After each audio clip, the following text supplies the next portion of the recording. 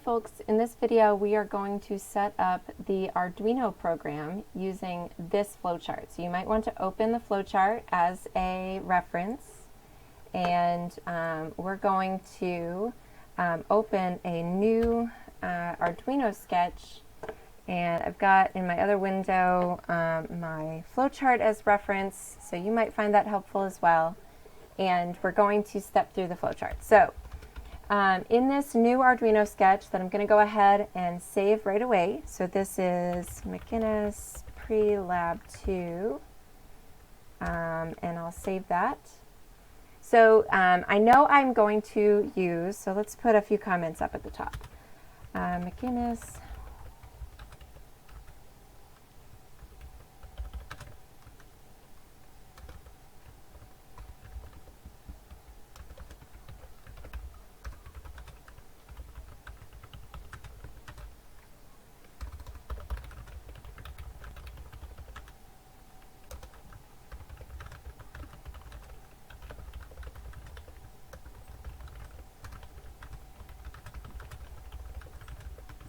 Okay, so this is my pre-lab 2 file. I'm going to light LED on pin 13 using a LabVIEW control.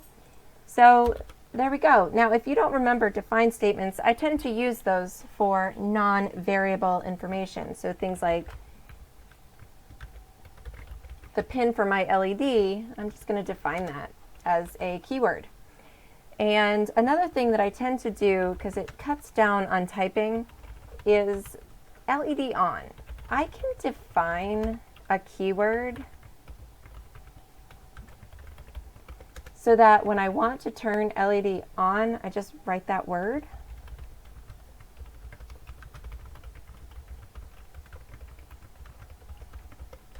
And so I just find that a little bit easier. So in setup, right, we need to set our pin mode as output. And then I can turn the LED on, delay 1 second, and turn the LED off. And there's just so much less typing. I'm a big fan. So something to consider there if you can get used to these define statements up at the top. Ooh, and I'm really glad I did that. So one of the things that I tend to do and I tend to see is, whoops, if you put a semicolon in a define statement, you end up with nested semicolons and it breaks your program. So I'm glad I made that mistake because I can highlight. If you're having goofy errors and you used a define statement, come up top, check you don't have a semicolon there. Another statement I'm going to say here for the video purposes is when I'm typing, I'm probably going to cut that time out, and so you might need to pause after some time gets cut out there while I'm typing, just so you don't have to fast forward too much. And also you don't have to try to keep up with my typing. So just FYI. So I come back to my pre-lab, and we didn't begin the serial monitor yet, so I'm going to add that piece. And then we're going to learn how to check for bytes at the serial monitor. So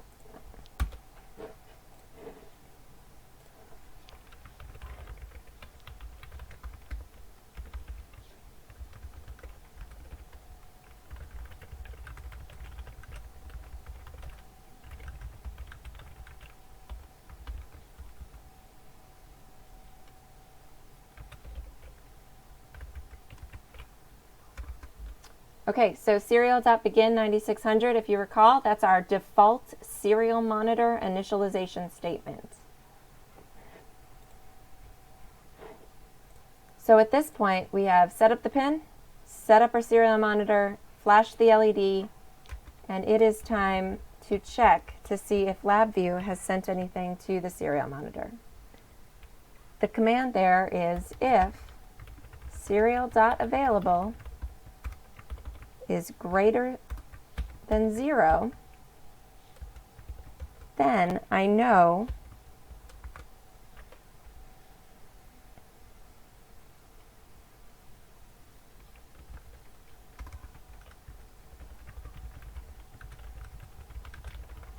that LabVIEW has sent information.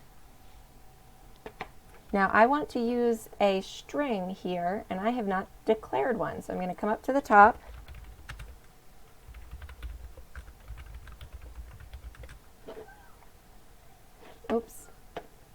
my string is a string,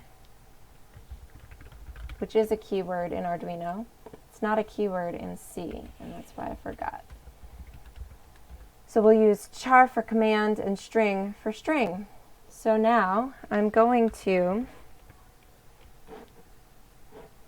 initialize my string for this rotation as just an empty set of characters. So anytime serial available goes bigger than 0, I reset string before then getting into a loop to take all those bytes of information out.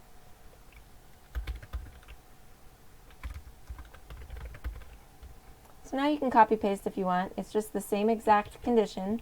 So while there's information from LabVIEW,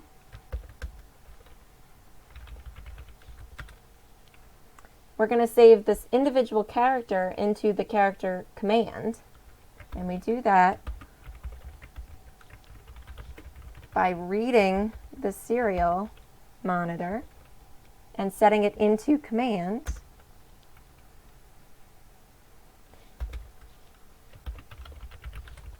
And we have this catch here that allows us to break if there's an issue.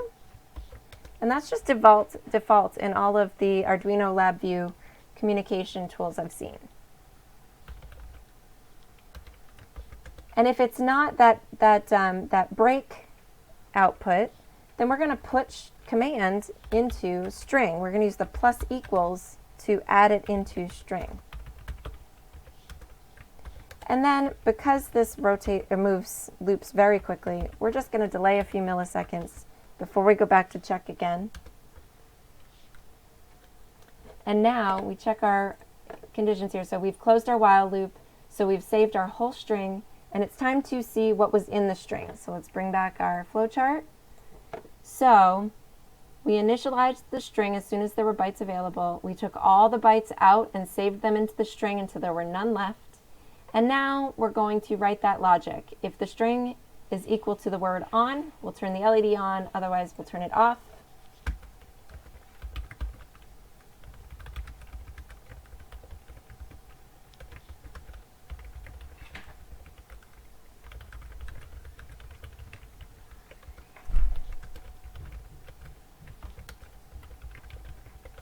Now, if there were more than 2 strings that we had to compare, I couldn't do an if-else, but in this case, I can. At this point, LED off, it goes back up to the top and it checks the serial monitor again. So that's really it.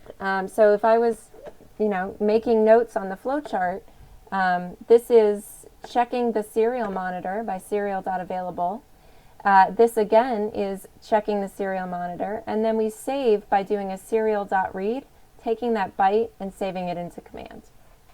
That's it for this Arduino video. LabVIEW Explainer coming up.